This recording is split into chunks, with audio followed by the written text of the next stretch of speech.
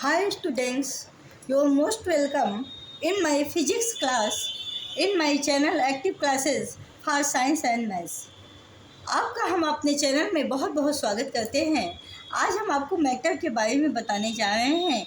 Matter का concept जो हम फिजिक्स में पढ़ते हैं उसमें हम क्या होता है मैटर, क्या चीज़ें होती हैं, स्टेट कितने फॉर्म में मैटर एग्जिस्ट करते। कल हम आपको प्रीवियस क्लास में मैटर के बारे में विस्तार से चर्चा की थी कि मैटर हर चीज़ मैटर है। अगर वो स्पेस ऑक्युपाई करता है, अगर उसमें मास होता है, अगर उसमें वेट होता है, तो आप जानिए मैटर क्या होता है। जितनी सारी चीज़ें हैं अगर वो रखने पर स्थान कवर कर रही हैं तो मैटर के अंतर्गत आती हैं, चाहे वो लिविंग थिंग्स हो चाहे वो नॉन लिविंग थिंग्स हो। यहाँ तक कि हम आप भी मैटर के अंतर्गत आते हैं क्योंकि हमारे में भी वेट होता है। हम भी इलेक्ट्रॉन प्रोटॉन न्यूट्रॉन से बने हुए हैं। जितने भी मैटर्स हैं वो इलेक्ट्रॉन प्रोटॉन न्यूट्रॉन से बने हुए हैं। तो हम सभी मैटर हैं। यहाँ तक कि एयर को भी अगर आप देखें तो वो भी एयर भी मैटर के अंतर्गत आता है, क्योंकि उसको भी अगर एक जार में बंद करें तो उसको भी स्पेस चाहिए, उसको भी वेट चाहिए।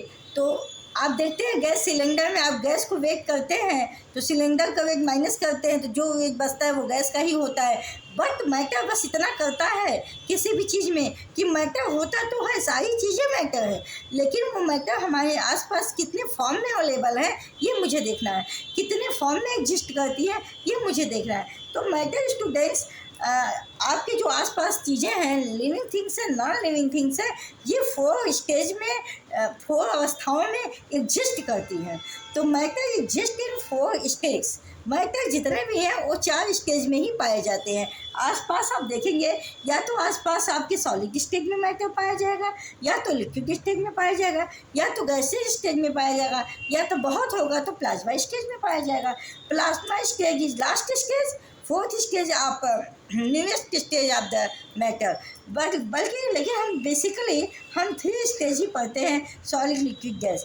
जैसे आप बर्फ़ को निकालिए, आइस को निकालिए फ्रिज से, पहले तो वो सॉलिड स्टेट में होता है, लेकिन कुछ टेम्परेचर के बाद वो लिक्विड में कन्वर्ट हो जाता है। और जब उसका पानी बन जाए आप उसको हीट कर दीजिए।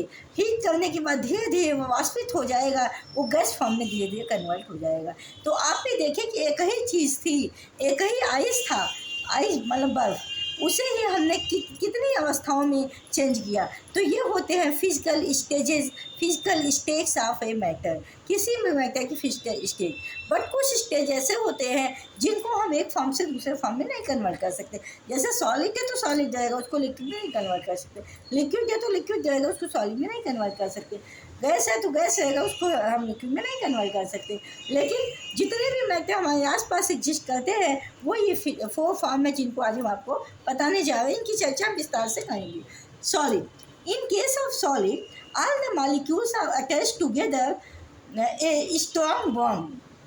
Force of attraction between the molecule is higher, and no molecular space between the atoms, between the molecules. इनके मॉलिक्यूल्स के बीच कहीं भी कोई स्थान नहीं पाया जाता, बहुत कम पाया जाए तो पाया जाए, लेकिन सॉलिड में फोर्स ऑफ अट्रैक्शन मॉलिक्यूल्स के बीच बहुत ज़्यादा होता है। और जो मॉलिक्यूलर स्पेस आप देखते हैं, मतलब मॉलिक्यूलर के बीच की जो गैपिंग होती है वो बहुत कम पाया जाता है सॉलिड में, जिसके कारण इसका शेप सॉलिड शेप होता है। ये इसीलिए न इसका आकार, इसका जो साइज और शेप दोनों ही फिक्स होता है, क्योंकि इसके फोर्स ऑफ अट्रैक्शन बहुत ज़्यादा होते हैं और मॉलिक्यूलर स्पेस बहुत कम होता है। ये एक दूसरे से बहुत ही स्ट्रांगली बंधे होते हैं, ये जल्दी टूटते नहीं हैं, इसलिए ये इनका शेप और साइज इनकी फिक्स होती है। But in case of liquid molecules जो इसके हैं कुछ दूर डिस्टेंस पे होते हैं in comparison to solid. Solid की अपेक्षा लिक्विड के जो मॉलिक्यूल्स हैं वो थोड़े दूर दूर होते हैं, जिसके कारण force of attraction between the molecules solid के कंपैरिजन में कम होता है। Force and intermolecular space solid की अपेक्षा ज़्यादा होता है। तो कम बधे होने के कारण, कम स्ट्रांगली बधे होने के कारण ये इजीली मूव कर सकते हैं, हल्का हल्का मूवमेंट इनके पाया जाता है, इसलिए इनके शेप जो है फिक्स नहीं होते, बस कि वॉल्यूम जो होती है फिक्स होती है। जैसे आप 1 लीटर मांगेंगे तो आपको 1 ही लीटर मिलेगा, लेकिन इनके साइज़ शेप फिक्स नहीं होंगे। जबकि सॉलिड में क्या होता है, वॉल्यूम भी फिक्स होता है, शेप भी फिक्स होता है, सारी चीज़ें साइज़ भी फिक्स होती है। इसको आप किसी भी बर्तन में रखें तो उस बर्तन के आकार को, उस बर्तन के साइज़ को एक्सेप्ट कर लेता है। चाहे इसको लोटे में रखेंगे तो लोटे का आकार ले लेगा, इसको आप ग्लास में रखेंगे तो ग्लास का आकार ले लेगा, छोटे ग्लास में रखेंगे तो छोटे ग्लास का आकार ले लेगा। तो इसमें force of attraction between the molecules कम होने के कारण ये थोड़ा इजीली आराम से घूम सकते हैं, जिसके कारण ये कम स्ट्रांगली बंधे होने के कारण इनका आयतन तो फिक्स होता है लेकिन इनका आकार फिक्स नहीं होता। ये किसी भी मतलब कंटेनर का आकार ले लेते। अब इन केस ऑफ गैस की तो कोई बात ही मत कीजिए। गैस के जो मॉलिक्यूल्स होते हैं ये फ्रीली मूव करते हैं, बहुत आसानी से दूर दूर तक फैल जाते हैं। जैसे आप अगर बत्ती को जलाइए या धूप बत्ती को जलाइए, वो जलते उसकी स्मेल एक कमरे से दूसरे कमरे में इतनी तीव्रता से फैल जाएगी, क्योंकि इसके फोर्स ऑफ अट्रैक्शन मॉलिक्यूल्स के बीच देखिए बहुत कम है और फोर्स इंटर मॉलिक्यूलर स्पेस बहुत ज़्यादा है। बहुत ज़्यादा होने के कारण ये फ्रीली खूब आराम से घूमते हैं और एक जगह से दूसरी जगह ट्रांसफ़र होने में इनको समय नहीं लगता। इसलिए गैस का न तो आयतन निश्चित होता है, न तो इसका वॉल्यूम निश्चित होता है, न तो इसका साइज निश्चित होता है, न तो इसका शेप निश्चित होता है। तो इनमें जो है कंप्रेसिबिलिटी की भी क्वालिटी पाई जाती है। जैसे आप दबाएंगे तो ये गैस थोड़ा सिलेंडर को आप देखिए, जैसे सिलेंडर में गैस को भर दिए तो उसको कंप्रेस करना पड़ता है, नहीं तो गैस सब आपका निकल जाएगा। आप देखे होंगे जो गैस के वॉल्यूम होते हैं, जैसे ही गैस की वॉल्यूम हल्का वेग पड़ेगा और धीरे धीरे ऊपर की ओर उड़ने लगता है। तो आसानी इत्र की आप बॉटल को खोले तो थोड़ा सा आप यूज़ करेंगे तो थोड़ा सा ही, लेकिन उसकी स्मेल कितनी दूर तक फैल जाएगी ये आप सोच भी नहीं सकते, क्योंकि इनमें मॉलिक्यूलर अट्रैक्शन बहुत कम होता है, इंटर मॉलिक्यूलर स्पेस बहुत ज़्यादा होते हैं, जिसके कारण ये आराम से मूव करते हैं। इनके वॉल्यूम और इनका आकार, शेप, साइज कुछ भी फिक्स नहीं होता है। और एक होती है प्लाज्मा स्टेज।